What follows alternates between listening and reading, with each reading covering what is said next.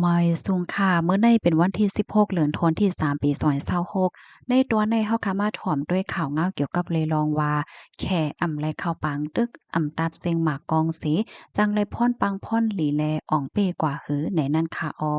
เพราะว่าเฮาค่ะมาด้วยสายหงายเงาลายตั้งปอดวันออกกลางต่อถึงเมื่อเหลียวก็อำไปนิมเย็นเนี่ยค่ะเมื่อว่าวันที่15แน่มีปองความข่าวอันนึงออกมาว่าอิหร่านเขานั่นค่ะตึกมีลองอบโอ้ทัดทองกันเสียวก็ เตเปิดเส้นตั้งให้เฮอต่างนำมันหมางจื้อค่ะเนาะลัดผ่านตีหว่องแก็บฮอร์โมสไลเนี่ยค่ะปยกเขานั้นมีคอหนองเงินไขว่าเตเลยซื้อขายกันรวยเงินหยวนกันนานก้อยเฮ็ดจังไหนนะสอนเจ้าหนังว่าข่าวอันไหนเป็นรองแต่เพราะว่าในจึงไหนปางตึกอันเกิดขึ้นเป็นอยู่นั่นมันใจเลยว่าปางตึกโยโย่กันนานก้อยเหยาขาก้อยกาว่ามันเป็นการเฮ็ดให้เงินต่อหลาในมีรองสั่นคอนมาเย่าในค่ะ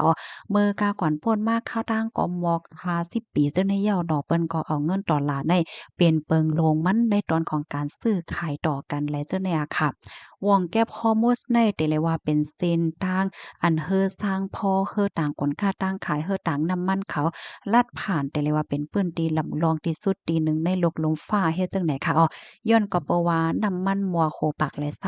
20%อันเอามาใจดื้อแห้งทัด ในโลกลมฟ้าหลงในมันไหลลัดผ่านดินนั้นไหนคะเนาะเพราะว่าบาเรนมันว่าเนี่ยก็15ถึง20ล้านบาเรนต่อวันจังไหนคะเมื่อว่าปางตึกไรเกิดขึ้นค่ะเนาะปางตึกหลวงวงกลางอเมริกันอิสราเอลและร่างอิหร่านเป็นไม้ยาเพราะว่าเนี่ยจึงอิหร่านเขาเนี่ยก็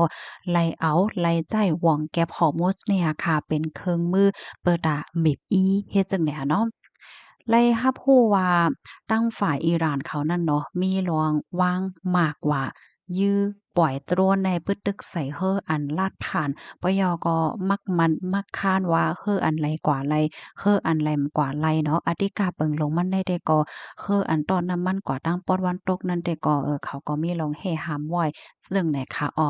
ก้อยกาเป็นลองดีอันลีสนใจเด็ๆค่ะนะเมื่อว่า เฮอดีอันมงนาก่อที่เมืองแขนั้นซ้ำกว่าไลหลีๆงามๆเลยค่ะว่าเนาะป้องว่าอิหร่านเขาได้เพราะว่าเป็นเฮออันกว่าต่างที่ต่างตั้งแต่ก็เขาแลบเดว่างหมากค่าปล่อยหมากปล่อยหางใส่ห้าเพราะว่าเป็นเฮออันกว่าตั้งเมืองแขได้ก็กว่าไลหลีงามโดยดีอำญาเพสังเฮ็ดจังไหนค่ะนับตั้งแต่เมื่อปี1974นั่นค่ะอเมริกันเนี่ยก็ไล่ตกลงกันดังซาอุดิอาระเบียค่ะเนาะว่า น้ำมันโลกในให้เอาเงินดอลลาร์ให้เอาก็ซื้อขายต่อกันเฮ็ดจั่งใดคะนะอิงแนวพรปางลองอบโอ้กันมื้อนั้นสิเอาก็เฮ็ดให้เมืองหลายๆเมืองในโลกลงฟ้าโลงในไผๆก็เก็บหอมไว้เงินดอลลาร์ห้างไผห้างมันเปิดอะเอาไว้ซื้อเปิดอะเอาไว้ซื้อน้ำมันว่ากล้าขายต่อจู้กันว่าซังว่าเฮาก็ตั้งแต่มื้อนั้นมาค่ะเนาะก็เฮ็ดให้เงินดอลลาร์ในเยียนเป็นเงินหลักเงินอันเปิ้นเอาใจดื้อเปิงลงมาในโลกลงฟ้าปองว่า ที่ไหลเมืองไหลเปิ้นก็จ่ายเงินต่อละอันว่านั่นเหย้าในค่ะสายงายเงาลายมือเหลียวในค่ะเนาะลองเป็นปลายแลกลายเปรียบเสมว่ามีลองเป็นปลายแลกลายว่าในเซตาต่อถึงเลินที่3ปี2026ในได้ก่อเงินอันมีไว้ดีในปากแย่งเงินหลกหลุมฟ้าในได้ก่อในโหปากไหล57%ในยังตึกเป็นเงินดอลลาร์ USD อยู่นะคะก้อยกาวาสันเจิ้นหนังว่าฮอร์มุสเปิดให้เฮอลัดผ่าน อธิกาเปิงหลงมันเป็นเฮ่ออันซื้อขายน้ำมันรวยเงินหยวนไหนได้ก็ลองที่อันเฮาคาอบโอ้ว่าไหนกันบ้างเมื่อไกนั้นจังมีลองเป็นปลายแหลกลายเฮ็ดจังไหนคะนะเสียวแลได้ลกลงฟ้าลงในลอกกัดน้ำมันมันได้กว่ามันได้เย็นเป็นกว่า2ตอน2ปลา2ฝาเฮ็ดจังไหนอันในพกค้นคว้าเขาหมางก้อหมางก้นค่ะเนาะเปิ้นก็อ่อนกันหันถึงเสียวก็ออกมาลาดว่าลอกกาดแห้งทัดน้ำมันในมันได้เป็นกว่า2เกิงเหมือนจังหนังว่าเกิงอันหนึงได้ใจเงินหยวน มันจังหนังแขย่อก็Bliss ค่ะเนาะ BRICE เมืองอันเป็นโอ้อยหลีกันตั้งอิหร่านนั่นน่ะเปิ้นก็ได้เอาตั้งเงินหยวนเหี่ยวก็ซื้อขายจู้กันจังไหน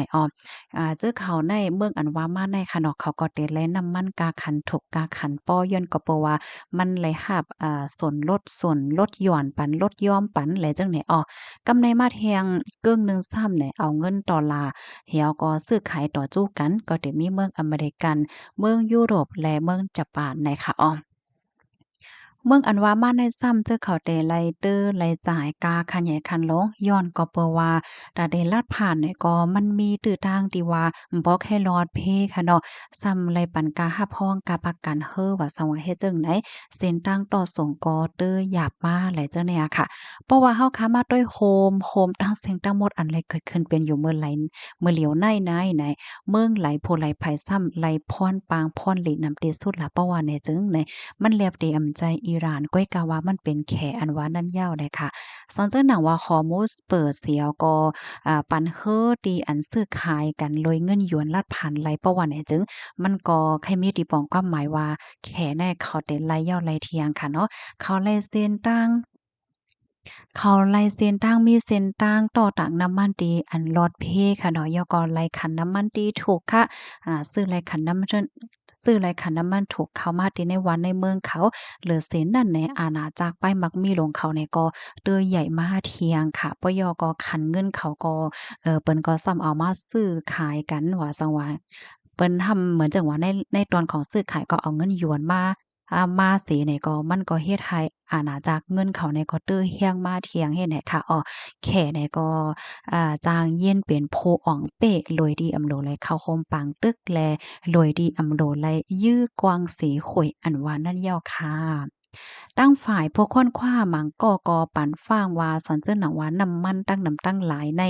มันข้างคำว่าอยู่ดีในอาเปอร์เซียค่ะเนาะเปิ้นอำไปจางแกดิดไหลประว่าเนี่ยจึงไหน น้ำมันแน่มันจางสูงถึง1.20ถึง1.50ต่อลาต่อบาร์เรลเนี่ยค่ะมันก็เดี๋ยวจังมีพรตุ่มยอนต่อโลกลมฟ้าจังหือเหมือนจังหนังขันเงินตกค่ะกาต่อส่งกาป้ายมักมีในยุโรปและดังอเมริกาเนี่ยก็จังเลยค่ะพรตุ่มยอนเนี่ยค่ะเลยเสนั้นต่างวันต่างเมืองก็จังเลยค่ะพรตุ่มยอนป้าเนาะคันน้ำมันกะคันกวนกาตั้งขายกอกาข้อมูลตอนในคาเลปีมาที่ห้องการข่าว CNN ออกไว้พี่น้องค่ะรับถอมยอหันถึงจึงหือพวงค่ะสายงายเงาลายเดสือเป็นหือกว่าในนั้นได้เฮาก็ไปถอมด้วยกว่าเที่ยงเลยค่ะเนาะพี่น้องค่ะถอมยอคอไหลตอนไหลที่ว่าแตกแรงจึงหือเนี่ยก็ถามมาไหลนั้นก็เพิ่มเทียมข้อมูลมาไหลเนี่ยค่ะยินจมกูก็ที่รับถอมปันแห้งค่ะหมอยทรงค่ะ